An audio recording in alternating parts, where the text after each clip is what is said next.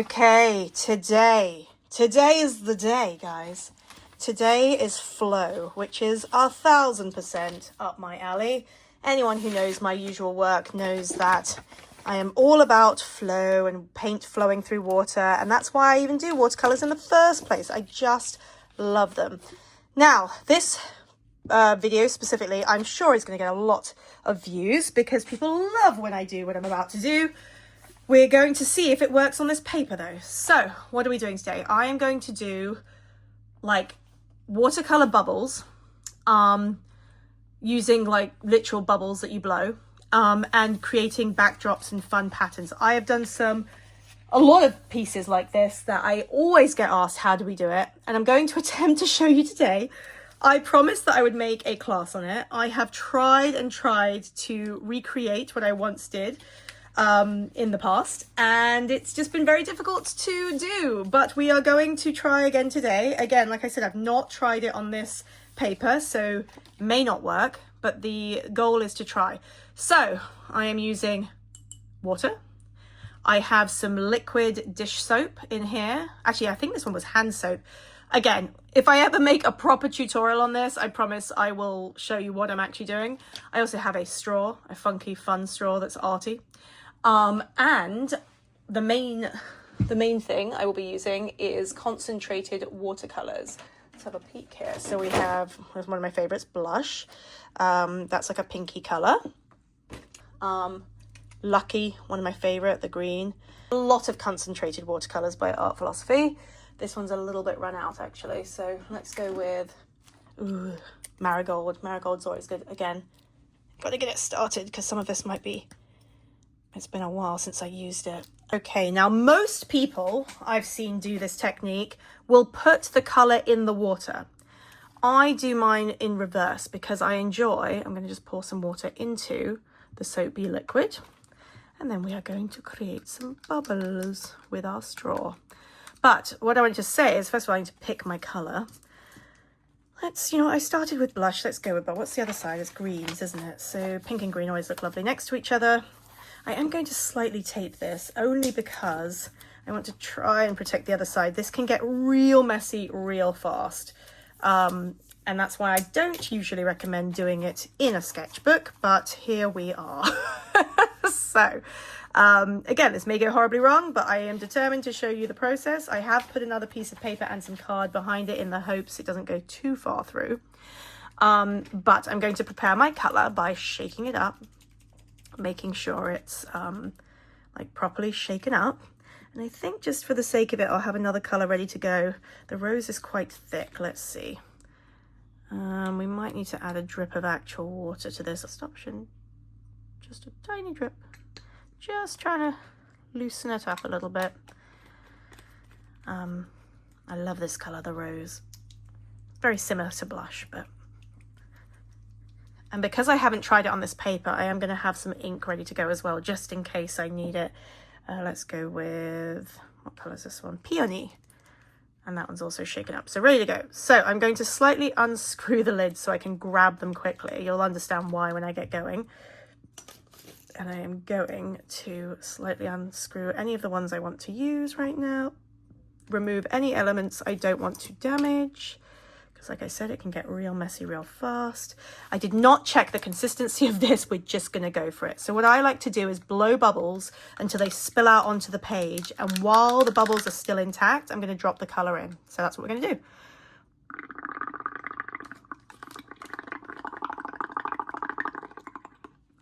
Okay, so we have some bubbles. Drop them onto the page. Now it might immediately start bursting like that. But let's see here. Let's see if we can get any of it to work. What you want is the color to flow through, making these fabulous webs. Oh, it looks like it's working a little bit. Are you working? You just don't want the bubbles to burst too soon or it loses its shape. It does change depending on the weather. It changes whether, like, where you are, and the paper you use. And being very patient for me and letting this just pop on its own. But you see these fabulous cells that you can get? Ooh, I love it so much. Now it might go through to the other side. It did with this particular type of art, but oh, it's always so fun. Okay, let me blow out the rest of him. That one was the blush, which is not usually that dull, but the soap does change it. Let me just press him and show you. So fun. All right, let me try and do another one, but to the side a little bit, because I don't want it to get too crazy. I'm going to prepare, I'm going to try the ink. Let's see what the ink does. So I'm going to do exactly what I just did.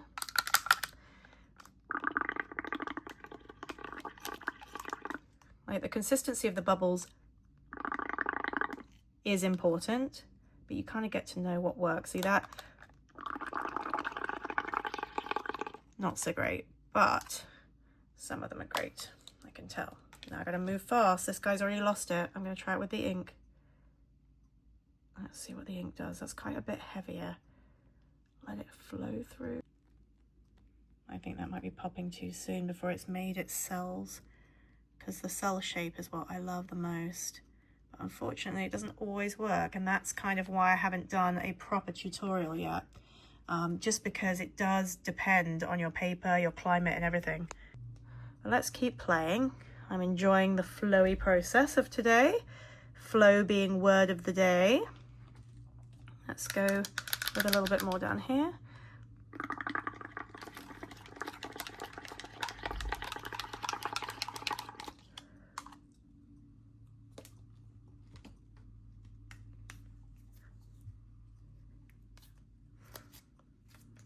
Supposed to move a little quicker than this, but I'm not. See, the yellow could be interesting. You just I want those cells to go through, so you're seeing the shapes, because that's the part that I find so fascinating about bubbles. But it has to soak into the page, and if it doesn't, unfortunately, it's all lost. But you see how this is staying, it's keeping its structure. That's what we're trying to get. You want bubbles that keep their structure for a long enough time that the ink or paint can flow to the bottom and create the shape that you see without bursting it. This is a very frustrating technique, guys, if you try it. I have, like I said, I've been trying to make a class on this for a while, but it does depend on so many factors. Let's see what's going on with the tangerine. Let's see if we can get some more tight bubbles over here, perhaps. Using an array of different colors. Let me see if I can move some of these bubbles over. Ooh, that might have been too much. But there are some moments happening here that you may not be able to see from above quite yet, but they are fabulous. These here are, ooh, delicious. They are coming out beautifully, cells. And it totally works with my idea of what I wanted to do. Now, a lot of people ask me, how do these dry in terms of, like over time, does the soap fade it? I have found that that's not an issue, really, honestly, most of the time. I do like to layer some, like sometimes you see the bubbles more so after you think they're all gone and they're not. You tap on some color and they're back. Let me do a little bit over here as well. Ooh, there's some beautiful things happening here. Let me show you up close.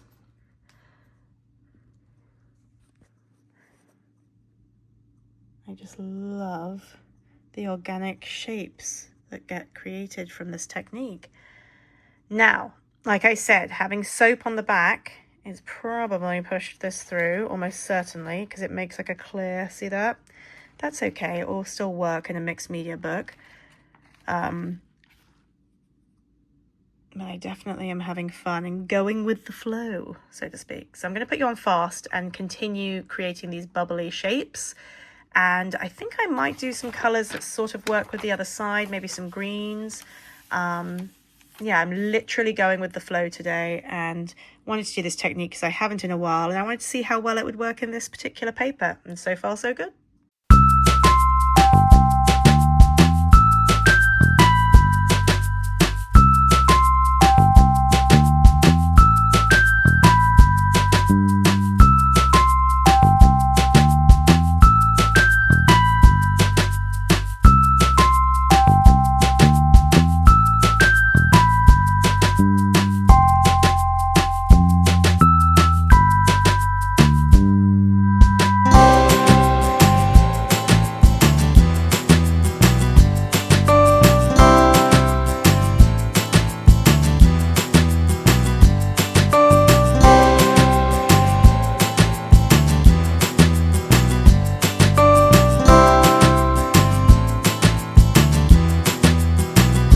the flowy music, but I want to explain what you're about to see because things take a dramatic turn. The black and red flow work that I did on top was not for me. It doesn't work. I hate it, actually. So what ends up happening is I decide to drop on a bunch of things to try and remove what I had done. And I was very mad at myself. Don't get me wrong, it does come together at the end. But yes, that's what you'll see. This process is me trying to kind of get back to the bubbles that I had created. But I didn't like the red. And so out comes this chalk paint to sort of cover up a lot of the heavier moments. I didn't like the black or the red choice. I ended up deciding I wanted to stick with the green and the yellow bubbles I'd made. But as I was adding on texture, some of the colors and the shapes were coming through, and I kind of worked with that. I still wanted the flowy aspect, so I dropped on some of the concentrated watercolors. Obviously, we started with those bubbles, but that's the beauty of mixed media, and specifically Messy May for me, is it can start one way and end completely a different way, which is just fun. I did some collage, added in some tissue papers here, but I really wanted to keep some of those initial cells that I made with the bubbles, and I definitely highlighted the greens. I am letting some of this drip from my spray. I'm going to put one more go on, just to get some movement and flow. One last time. I kind of love it. It's so organic feeling, and I don't know if you're seeing it, but it's almost like bark in places. It just feels so interesting. Sometimes it takes multiple layers to get to what you have in your head. I didn't really have any thoughts for this morning when I started. I am literally going with the flow. I just thought, ooh, I haven't done the bubbles in a while, but you know what, I love the juxtaposition of the soft bubble kind of look with the kind of rough paint and paper moments as well, like a more controlled area.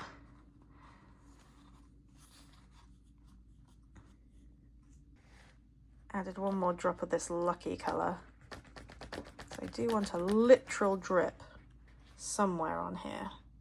Every piece is a surprise, I guess, because you're allowing the paint and the paper to dictate what's actually going to happen, and you're not as in control perhaps, but there's something beautiful about that too.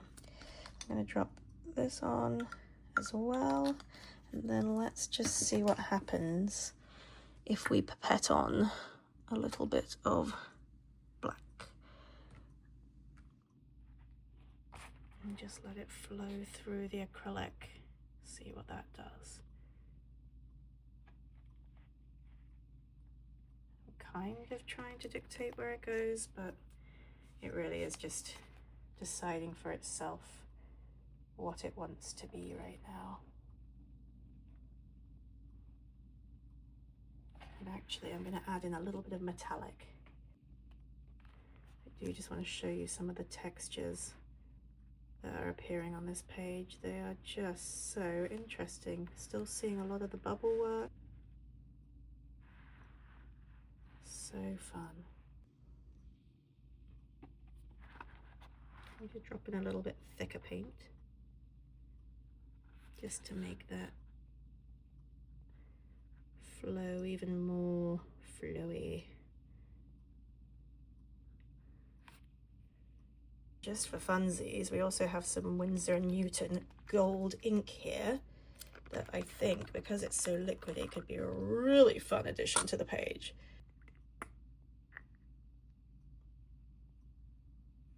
Just sort of tap on a little bit.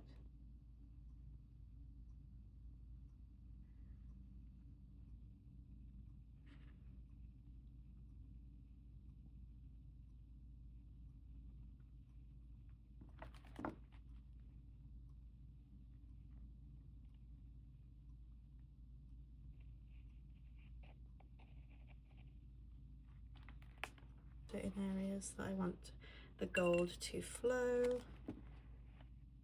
So there's a touch of control here, but not really. Really just allowing the magic to unfold in its own way.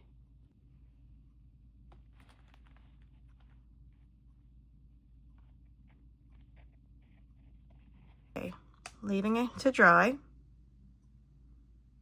And then we'll see if there's anything else that needs to be done. But I'm really loving this page. So I left it to dry, went in with my dryer a little bit as well, and then decided to do some more bubble dropping on other pages. I, just kept going with that whole concept of the bubbles. I promise you guys there will be a full tutorial coming to my YouTube before you know it. I have all the footage filmed to share, I just have to edit it. But this is a little taster of the process. I also did a couple of these watercolor squares just to play with, and I was thinking I'd add them to the piece, but it just didn't work out. But I do love them as well. Maybe we could incorporate this in some way. I'm not disliking it as much now that I'm seeing it. I may not even need it actually. But we do leave it like this. It just feels like there's something missing.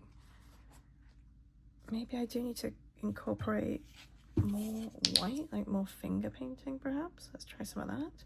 This is a thinner white, so it won't be quite as thick as the chalk white I used earlier.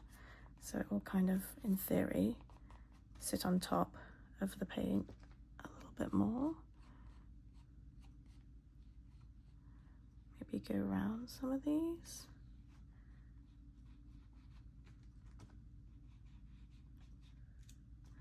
Can't quite tell what it is that I'm feeling it needs.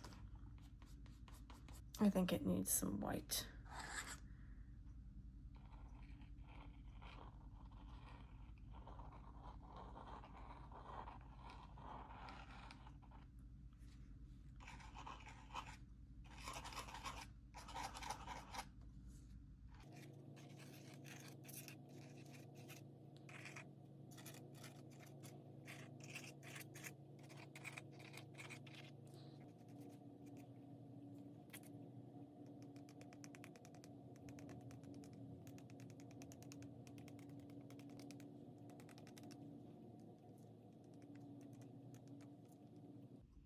All right, the gold shimmer shows up a lot more from the side, but this, let me cover this page so we're not so distracted. This is today's Flowy and I love it. Abstract textures, so many layers. I don't think it needs anything else. I'm really happy with it. There's like a gold shimmer all over it. I think it's really pretty. What do you think? Let me know in the comments. I also think it works quite well with yesterday's spread, so it's like a nice double page.